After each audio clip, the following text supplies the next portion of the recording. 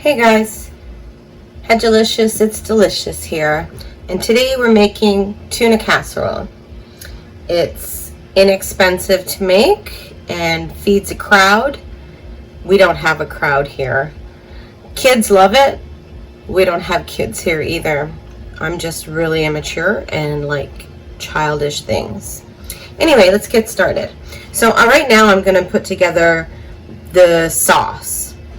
So it's going to be 2 cans of tuna, everything in there. Don't strain your tuna. You want that flavor. Okay.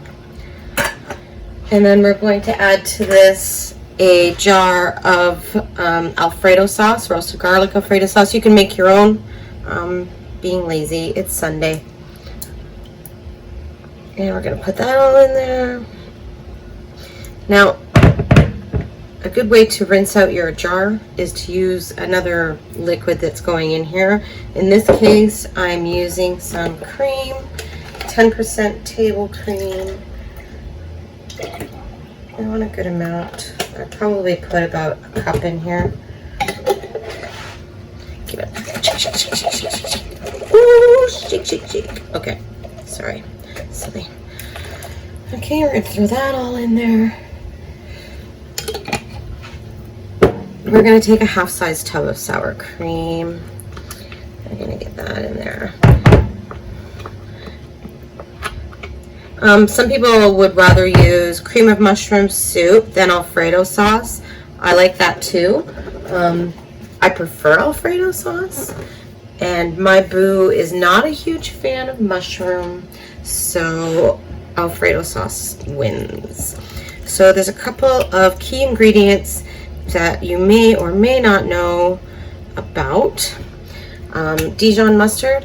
This one's actually got a little bit of horseradish in it.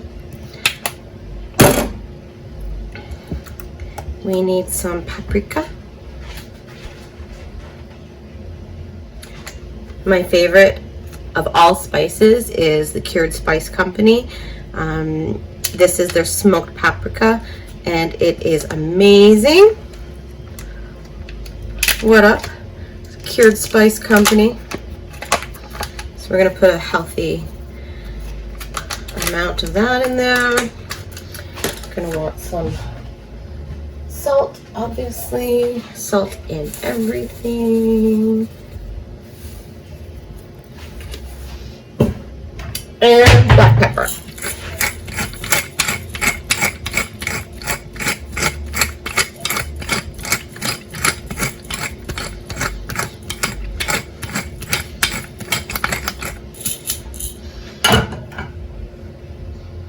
And blend it well and set it aside. You want to put a drizzle of olive oil in your pan and get it hot. Get the garlic going and then add your onions. We're going to cook these off until they're lightly brown. Don't burn it. Translucent, lightly brown. It's perfect. It's important to season everything that you put in your dish. Don't just season the sauce or season the meat or season the onions. Season everything. So you can see that these onions are done. You see they're starting to brown a little bit. They're mostly just translucent and softened. Perfect. Get a pot of salty water boiling and get your pasta going.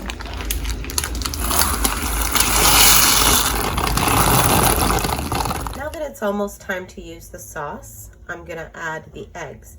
I like to add eggs. It makes it just more. It makes it more filling. It goes further, and it makes a really nice texture. So add 3 eggs to the sauce that you had set aside. Give it a good mix, and then set it aside again.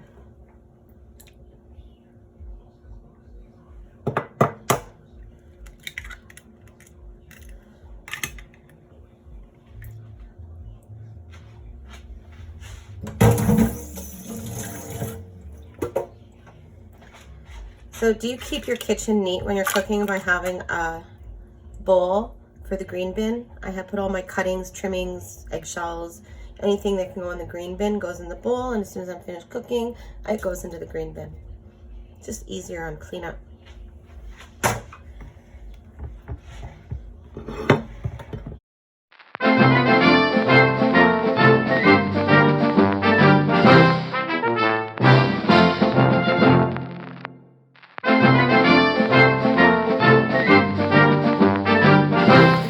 Almost ready.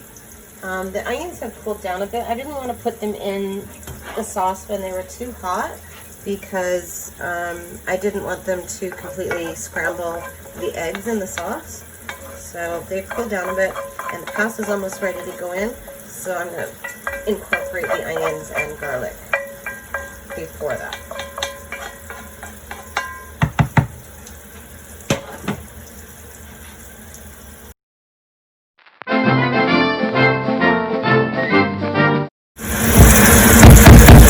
Ready for pasta.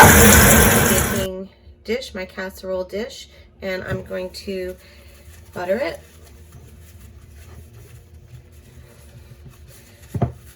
Both so that the casserole comes out easily and so that it's not so hard to clean after.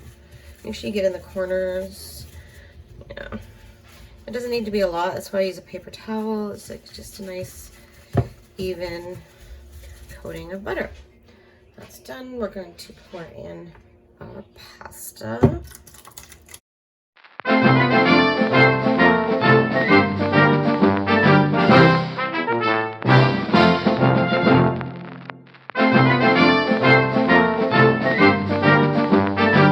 going to smooth it out.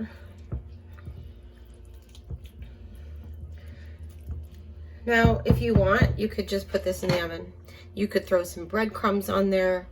I'm going to use corn chips.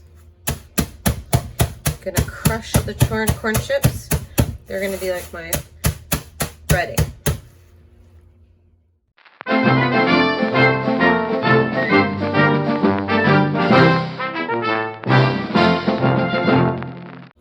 Perfect.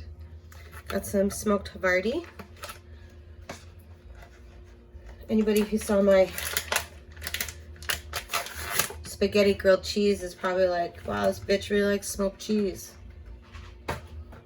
Yeah, I like cheese. Smoked cheese? Fuck yeah, it's the best. My grandmother's Dutch. Maybe that has something to do with it. What up, Nanny? Love you. My nanny's amazing. I am the luckiest girl in the world to have a grandmother like her. Anyway, so I put on my cheese. Like, there's a piece left. Guess what? Mama's eating that. Now we're going to take our corn chips. That wasn't a smart idea to eat a piece of cheese while I'm talking. Oh. I'm going to get a nice even coating. Don't forget the edges. Make it look beautiful.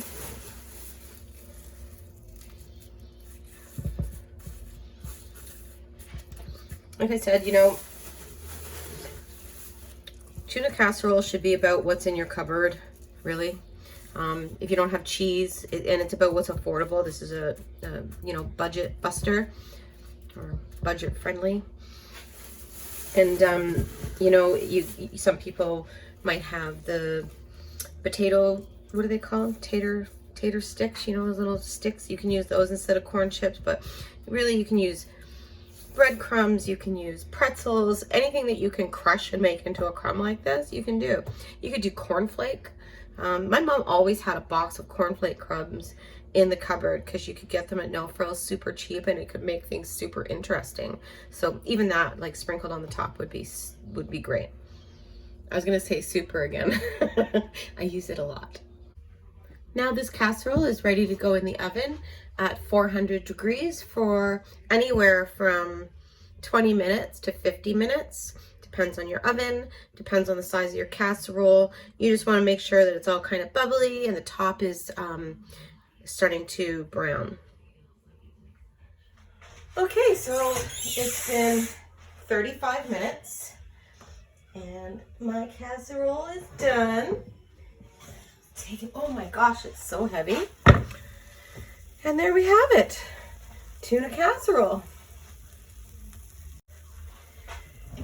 You're gonna want it to cool down a little bit, but I want to show you. So we're gonna go ahead and scoop some out.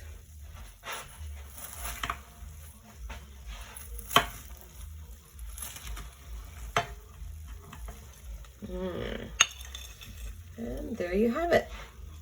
Super creamy, nice crunchy top, cheese, tuna.